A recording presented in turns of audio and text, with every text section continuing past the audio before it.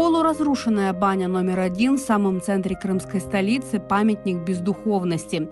Этот популярный в советское время банно-прачечный комбинат построили из могильных плит. Могильные плиты здесь интересные, разноконфессиональные, то есть и русские, и греческие, армянские видели, на иврите, на идише, да, подписи видели, то есть это караимы, крымчаки, могли быть и иудеи крымские.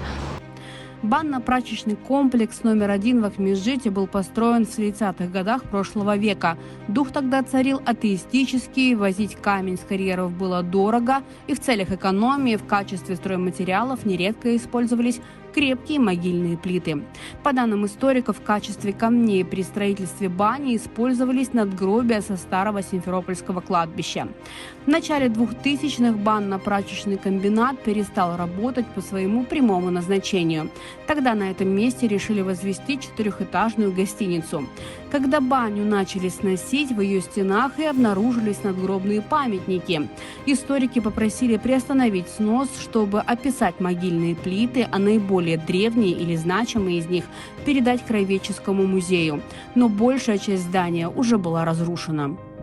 Часть того здания, которое уже снесли, к сожалению, эти могильные плиты, они канули в лету. Их просто собрали, вывезли в неизвестном направлении. То есть они не были никак не задокументированы, никак не сохранены, а просто ушли куда-то, скажем так, на помойку. Несколько надгробий все же удалось сохранить. Их можно увидеть во внутреннем дворике Центрального музея Тавриды в крымской столице.